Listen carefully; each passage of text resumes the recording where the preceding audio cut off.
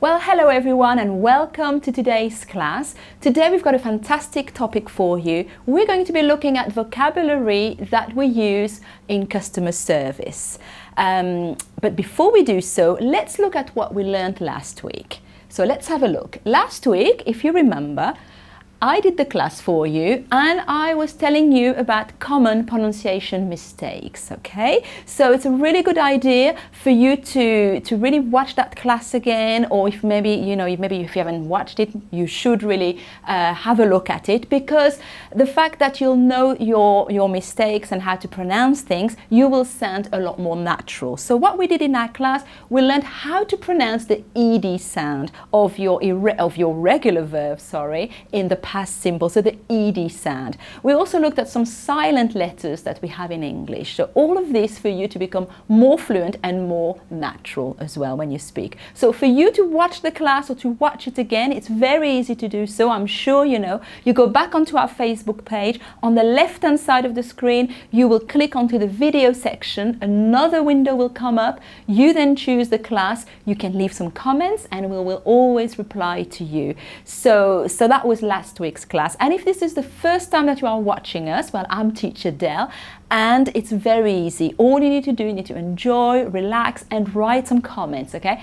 Tell us your name, tell us your level of English, where you are watching us from, and then I'll be able to give you some feedback live. Right, so let's start with today's topic. Like I was telling you, okay, English vocabulary for customer service. And today we've got a special guest. We've got Raquel. So come on in, Raquel. Hello. Hello. Thanks for coming to see us today. Thank you. So Raquel is she's our team leader in our customer service department here at ABBA. And she's going to help us talking about vocabulary that she uses with her team when you have to talk to students and maybe when you have to write to them. So let's look at that. First of all, can you tell us a little bit about the support team here at ABBA? What do you do exactly? Yes, of course. What we use to help students if they have some doubts, or if they need some information about the course, or also if they have some special request. Right, yeah, so it's a very active team here at ABBA, and they're really there, to help the students, to make the learning experience even better. Do you use English in your job, would you say?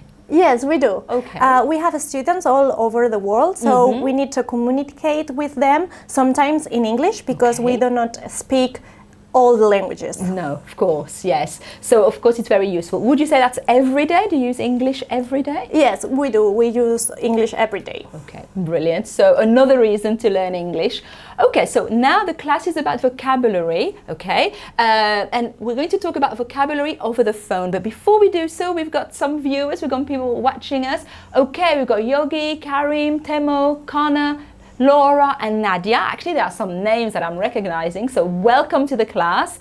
And please write some comments, keep watching, tell your friends you are watching. So then we can all have a good time learning about customer service today. Okay, so vocabulary over the phone. What do you say when you answer the telephone? Okay, so what would you say? So just to help our viewers, if you have to answer the telephone in English, okay, what do you say? We say ABBA English, good morning, or good evening, or good afternoon, and then how can I help you? How can I help you? Okay, so how can I help you? That's a really good way to start a phone conversation, because it's an open question. So then it invites the caller to maybe tell you about the problems or the questions they have. Great, okay. Now, I'm sure it happens that sometimes you don't understand the information over the telephone. So what do you say when you don't understand someone's name, for example, or somebody's email address? What do you ask them to do?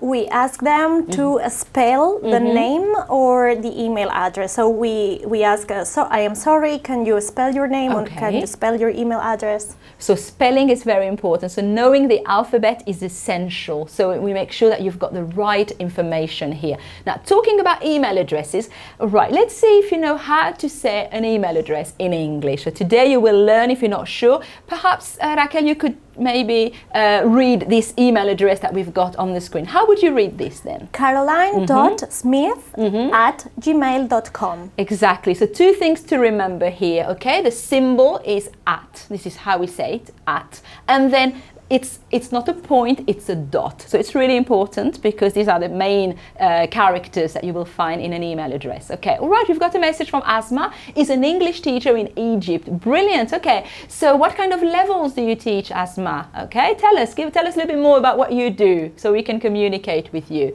Right, moving on. Still vocabulary over the phone. We've got 2 sentences here. Can you perhaps tell us about the first one? When would we use the first one? Sorry to keep you waiting. Okay. We use it when, for example, we need to check some information about the student or the student's account. Right, yes. So, sorry to keep you waiting. It's when you're taking a little bit longer than expected and you apologize. The second one is one of our agents will call you back as soon as one becomes available. Now, that's a typical sentence, very polite, quite formal, to say, look, we are busy right now, but we will call you back. Okay, so the phrasal verb to call someone back. Okay, do you say this kind of thing? Yes, both. Of course, very useful. So when you talk to somebody over the telephone, you need to learn the vocabulary so you sound natural and formal at the same time. Okay, now vocabulary, writing emails. Now we were talking about templates earlier on, and I know that you use templates at ABBA. So what is a template, Raquel? It's a text. It's a already written text. Okay. We use in order to answer quicker our students. So because sometimes they ask the same things and the same information, so that's much easier for us as well. Of course, so we use templates. Just like Raquel said, so it's quicker, we give the same standard of service, okay? Yogi is saying, I use English in my job. Right, is that every day, Yogi? Tell us a little bit more about what you do maybe at work and how you use English. It's really interesting.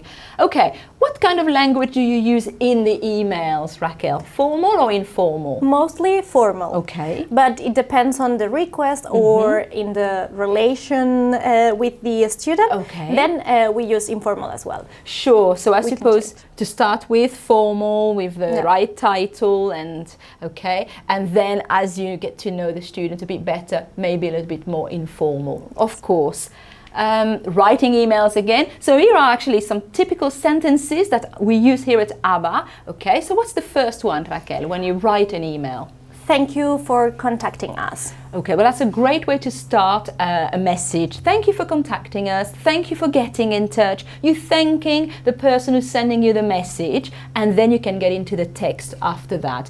We remain at your disposal. What would that mean? I mean, when would you say that? We remain at your disposal. It means that we are there for the student. Yes. So if they have further doubts or questions, they can write us back. Exactly. That means, we are there for you. We are here to help you. We remain at your disposal. It's a formal way to perhaps end a letter.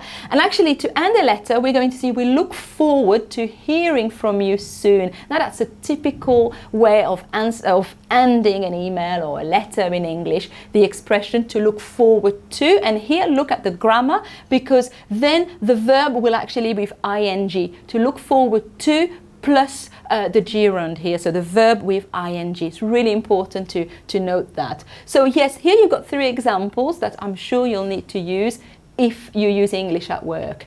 Okay, so the type of inquiries that you get at ABBA, what are they, Raquel? The first one, what do they ask the students? Mostly information about the course, so how it works and the content. Yes, this is the main one. Yeah, the main one. And then, like you said, doubts and questions. So this is again something typical. Some of the questions that they may have, questions about the course. Okay, help with technical issues. What kind of issue could they have in terms of technical? So, for example, if they cannot log in, okay, sure, that's an unusual technical issue. Yes, then we help them to log in. Of course, or if they want to change their email address or their address or something. Also. So all this, anything that's maybe not related to learning, well, to to English itself, like grammar or vocabulary. Yeah, to the academic part. Yeah, the academic part, exactly. And then do you find some students give you suggestions about the course? Yeah, okay. They do, and we appreciate it because it helps us to improve the course, so it's perfect. Exactly. I mean, we really value your opinion. Exactly the same here in the comments. If you want us to improve something, if you want us to change or talk about a topic that interests you, you need to tell us, okay? And then we will do it for you. Let's continue then. Right, well, we've come to the end of that short introduction about customer service at ABBA. We're going to practice together now. Okay, so first of all, some of you have already answered this, but I'm sure we've got more people watching. Do you use English at work? So yes or no, and if it's yes, please tell me, in what context. And I'm sure today was useful, so you could tell us that. What's the next question, Raquel? How would you answer the phone in English formally? Yes, we gave you some examples. Okay, so how would you answer the telephone in English? If you had to answer yourself, what would you say? And finally, yes, have you downloaded the ABBA English application on your phone? Okay, let us know, because if you haven't, you should really. I'm going to tell you a little bit more about the course in a minute. But for now, these are your 3 questions.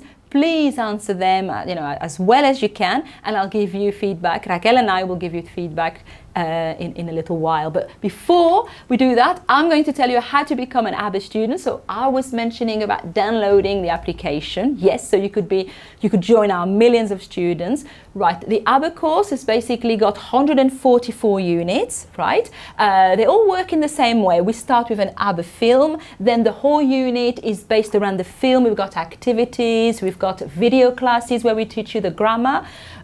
We also do like short assessment tests, this kind of thing. So all of that is in one unit, and we've got 144 units. We've got one more message here. Nadia is saying to us, I do not use English in my job, and I feel I'm beginning to forget it. Okay, well, of course, if you don't use English at work, it can be a little bit difficult, but watch us, use the course, read in English, watch films in English. Later on, we'll do a lesson on how to use films to learn English. So there's lots of ways for you to practice. So to talk about the course again, yes, the course is very flexible. You can study, whichever device, your computer at home, your smartphone. You can study on the go. You can study maybe more at home, a bit more settled. It depends. You can start on one device, and your progress will be kept on your other devices as well. You could be a free student. So if you download the application on your phone, you can be a free student. That means you have access to the first unit of every level and all of the video classes. But if you are a premium student, and that's the best option, you have access to everything, and you are assigned your own teacher as well. Like Teacher Robin, you could write to Teacher Robin, and she will explain vocabulary and grammar, and you can practice your writing skills. So do we have more people here? Well, first of all, let me tell you about additional resources before I look at your feedback. Okay, well, as you know, we are on Facebook. We do lots of things, not just the classes, but quizzes and different things. We are on YouTube and on Twitter, and we've got the ABBA Journal, and in the ABBA Journal, that's where we write all our blog, okay, and we will be posting links. So if you actually click on the link, you'll be able to look at all the blog posts that we've written, especially about customer service. So that's really useful. So now let's see if we've got any more comments. Yeah, we've got Connor here. What is Connor telling us, Raquel? Yes, does that happen to you? What's his question? What to do? Sometimes. Well, usually it doesn't happen. Okay. But sometimes it happens, and then we just ask to be polite. Exactly. I mean, the question was, what do you do when a caller is impolite? So that doesn't happen very often? No. Okay. No. And what would you do then, just to take us through that again? If, let's say, you've got somebody who's rude, do we have a policy to what? We just ask to be polite and to have respect for us, and then usually the feedback or the response is positive then. Okay. Well, that's a really good question actually, because it can happen, right? But luckily it doesn't happen very often, which is very good.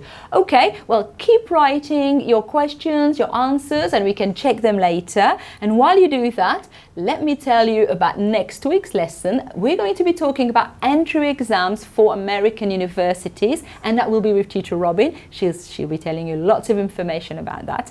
And that's it for now. So I wanted to say thank you very much to Raquel for coming. Thank you. I hope you've enjoyed it. Has it been a good experience? Yes, of course. Brilliant. Okay. So download the application, and you know that if you've got any kind of problems or doubts, then you know that Raquel will be able to reply to you in a very professional manner. So thank you very much, and thanks for watching. Bye-bye.